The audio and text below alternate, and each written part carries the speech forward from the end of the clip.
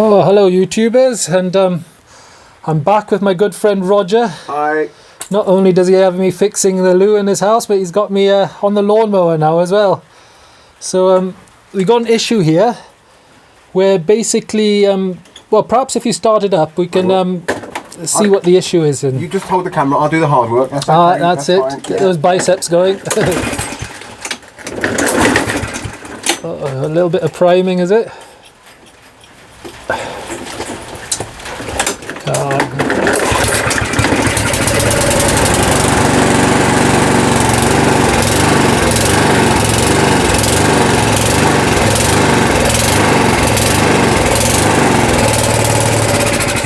So I think you can hear the issue there.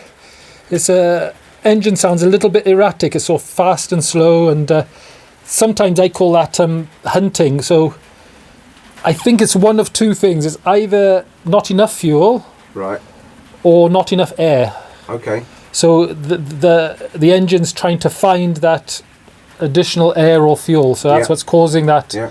So what do you call it again? Hunting. Hunting. Yeah. So it's hunting for air or hunting for fuel. Yeah. Okay. So we're going to have a little look. I've got my suspicions already because a lot of these modern fuels, I know we're all trying to be environmentally friendly, but the bio content in them, unless they're used extremely regularly, the fuel can sort of congeal a bit in the jets and in the carburetor, so it could be causing a bit of blockage. But we'll check the simplest things first. We'll check the air filter, because that's nice and easy. We'll just make sure that's clean, and then we'll look at the fuel system. Not concerned about the spark because it fires up and it runs, so we've eliminated that. So I'll get the tools out and we'll have a little investigation. Right, I've taken the air filter cover off, and it's pretty seems okay, to be honest.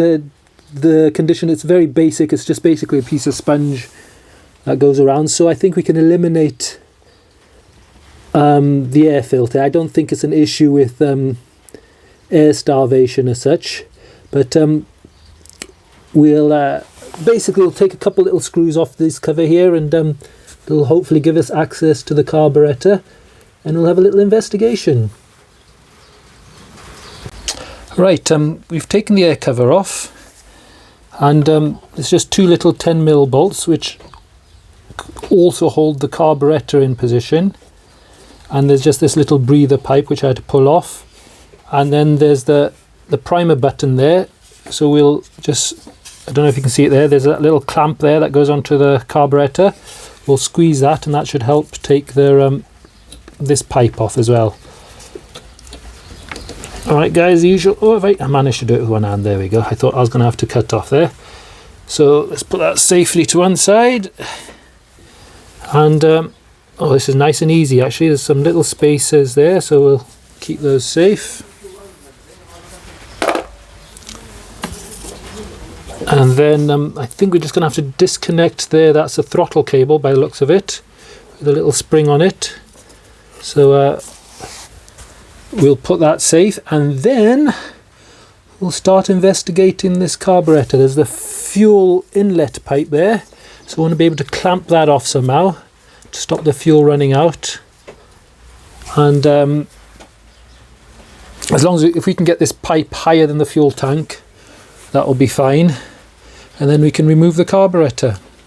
Right, so there we have it. We've taken the carburetor off. I just had to unhook the throttle linkage, and I'm going to take the float bowl off there. That's the first and easiest thing to do. Looks like there's been some repair work there. I can see some silicone and things, so just going to have a quick look in there because that's nice and simple, and see what is inside there. Oh, much to my surprise, it wasn't actually too bad in there. That's the float, well, this is basically the float bowl in here. A bit of grit there you can see on the side there. So I'm going to just take a few more components and see if I can get to some of the jets and things. And I'm just going to use a carb cleaner and just give it a good spray through. You can use like a tiny needle or something, you know, just to check and the jets are clear and look through them. So I'm just going to continue taking this apart and see what's what. So we'll have a really good look through there, and we'll just sort of sometimes what I find is a good idea is to if you've got the carb cleaners, just to spray it in the opposite direction of the fuel, and hopefully if there's any sort of little blockage or anything like that, that should do the trick. So we'll give that a little clean up, but it's pretty good compared to some of the ones I've seen in the past. There's a bit of grit in there, but mind you saying that, that's all it takes to block up carburetors, just a tiny bit of grit. So we'll give that a really good clean through, and we'll let you know how I get on.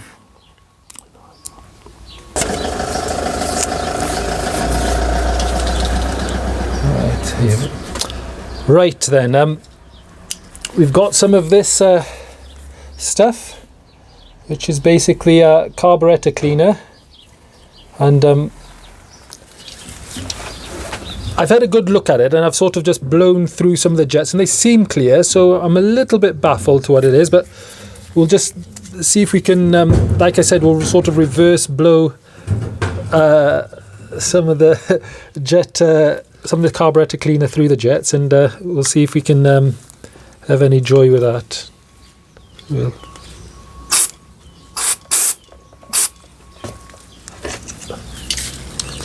So that's the main fuel inlet. Okay. So for instance now, if I hold that up there, that fills up, and if I let the float drop, it comes through then. Yeah.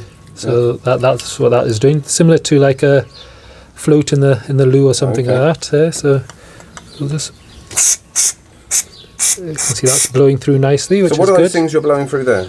They're just fuel and air inlets, they are. Okay. So that one there goes to you know, the primer button you press. Yeah. And you've never really had an issue with that, have you? So if we put some, you can see the fuel. Yeah.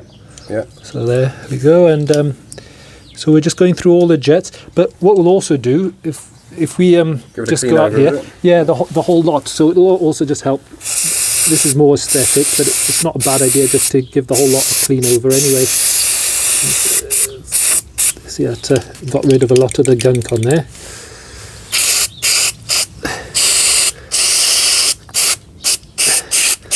So the only other possibility I'm thinking is there could be an air leak. So air is getting in somewhere, and that can also cause a similar issue. Right. Here's a little tip as well, guys. If you're ever using this carb cleaner, I've got some gloves on here, and it's actually melting them. These so be aware of that. So these gloves are good for nothing now. So I'll give it all a good clean anyway. So it's worth doing. And that's your the little valve that opens and closes to let fuel and air in. Oh, that's it there, is it? Okay. Well. So give it all a good clean. So, like I said, I'm not 100% sure. I haven't actually found an issue, but sometimes when you give these things a good clean and just put them back together, they run okay, but it is at the moment a 50-50, so we're sort of a little bit clutching at straws because I can't actually see an issue, but I did notice looks like someone's previously fixed it, and there's some silicone around here, so perhaps there is some air leaking in where it shouldn't be leaking in. So we're just going to have a quick look at that. So I know it's not a brilliant explanation, but we're just basically, all we've done is given everything a good clean. We're going to put it back together and keep everything crossed, and we'll see how we get on. Okay. Right, we nearly buttoned everything up, so I'll just sort of quickly show you where we're at the moment. I've reconnected the throttle cable there, so there we go. You can see that operates nicely. There's the fuel line still to be connected in there, and the important thing, when we connect that, we've got to wait some time because the fuel bowl here will be completely empty, so it's got to refill the fuel bowl in there as well. So otherwise you'll be trying to start that forever. So some people connect it up and they can't figure out why it won't start. So like I said, a little bit clinching at straws. I don't know if this is going to work because I haven't done a great deal to it. You know, I haven't. All we've done is given it a good clean, really, and sometimes that works. But like I said, it didn't seem that bad when I took it apart. So there could possibly be a little air leak in somewhere. So I'll just finish off putting that back together, and we'll report back.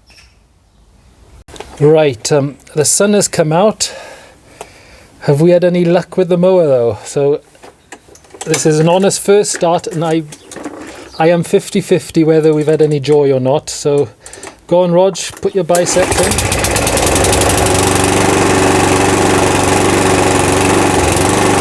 Oh!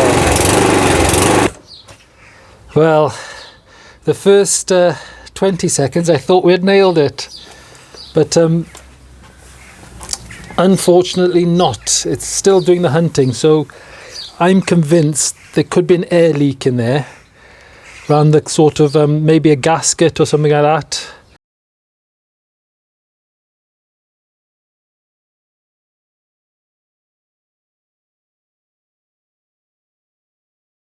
Those, and I think what we're going to have to do is really maybe get a Stanley knife blade and clean those up really well, and see if we can get a good mating surface with that then. So I'll keep taking it apart, and I'll show you the next stage in a second. Before we go, Alva, I'm assuming that preparation is very important on a job like this, yeah? Definitely. So, okay. So I think is that tea or coffee? What would you recommend to prepare properly? Without a doubt, tea. Okay, So right. Workmen don't operate without tea. So Okay. You've got to have your cup of tea there, and I'll make a note of it's that. a must, that is. So as long as the tea keeps coming, we've got a better chance of repairing this. There we are. So. Make a note. Okay. Okay then. So it's a simple case of just sliding that off once we've taken the filter off there. And a very important point is obviously there's a fuel line connected there, and all you need to do really is just raise it above the level of the fuel, so you know there won't be any fuel coming out. So it's as simple as that really. And then as we slide this out, we can see what's what. Just carefully place that there a moment. Might be a two-hand job there. And then there's this plate here, and by the looks of it, we've got a gasket on the back of this carburettor there. Yeah, so I can see that came with the kit as well, so we'll replace that. And this is that plate I was talking about. So just because we've got it, it's daft not to use it, we'll replace it. And it looks like there's another gasket there as well. Yeah. So we'll replace all the gaskets, give this a good clean, and my next job will just be to disconnect this throttle cable off the carburettor there, so I don't have to spend the whole operation holding it with the other hand then. Okay. Right, just trying to get a sort of a good angle on it. I've just undone that screw there. I think it's a jet in there, so I didn't do that last time. So I've got the old carb clean there. I'm going to give that a good, I'm going to take that out. So I've undone it already. You might like to see that, and we'll see if we get any sort of junk out of there at all. Right, seeing as it's a Rogers mower, I've given him the challenge of cleaning up the carburettor here, and I'm going to zoom in a bit, and you can see, I think you did mention it had previous repairs, and whoever tried to repair it before, instead of a new gasket, it looks like they've put some sealant around it.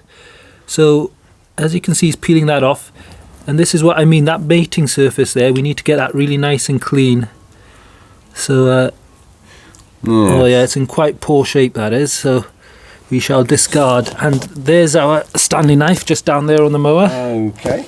So he's just going to be, and what you got to be very, very careful, because it's steel and you're going along aluminium, which is a lot softer. You don't want to damage that surface, so it's really just try to scrape it all off.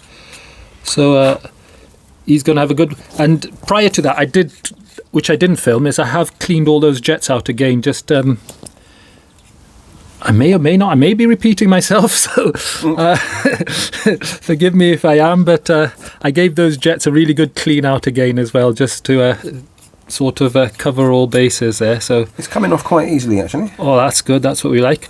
Another option, we once it's cleaned, we may use like a really fine sort of Brillo pad or something just to give it a fine, because we want to get that as clean as possible, really. And but I see you're doing a fine job. What about that spray car cleaner? Would you use that on the surface or? No, we want it.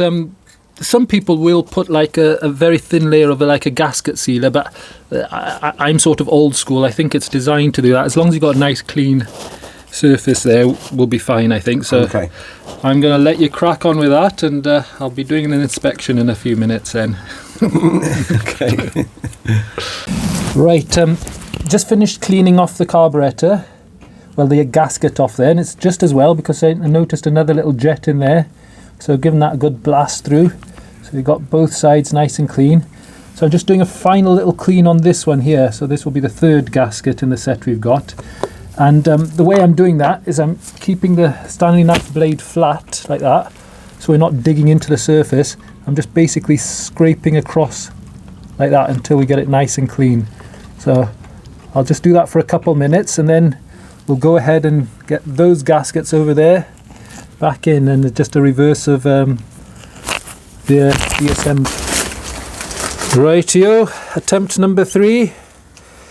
We had it running for a little while, and unfortunately I handed it back to the owner, and I don't know what he did to it, you know, but it lasted about 5 minutes, and we got that same hunting problem again. So you catch him in the process of opening we're going to totally replace the carburettor. So we've just ordered this, and hopefully that will do the trick.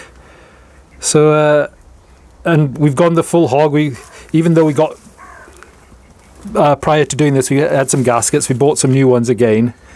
So we thought, you know, for the sake of extra, I don't know, 4 or 5 quid in it or something like that, or British pounds, we'll give that a go as well. So it's all nice and fresh. So I don't think there's any need for you to see me disassembling. You've seen it a few times. So we'll crack on with that, and we'll show you the results.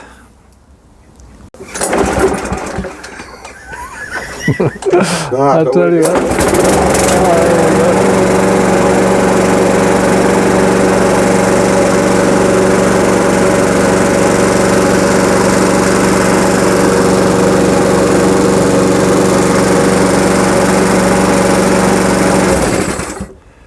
I think that is a success. So it was a little bit of a journey, but we got there in the end. And I honestly didn't mind taking it all apart and getting the bits. You just learn, you know, and in future, if someone has a similar problem, perhaps I'll just say to them, oh, your best bet, just buy a new carburettor, and it's a safe bet. So you learn as you go along. And absolutely. And of course, we've had this mower for about 8 years, I think, and the only problem we've had in the last year or so has been this kind of searching problem with the carburettor.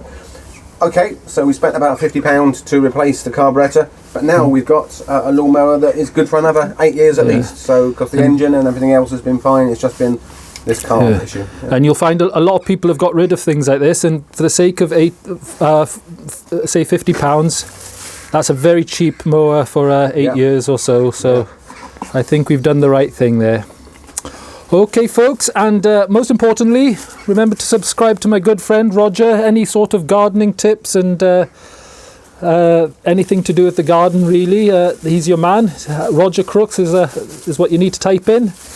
And I'll see you in the next video. Thanks. Like and subscribe. Thank you. Bye. Bye.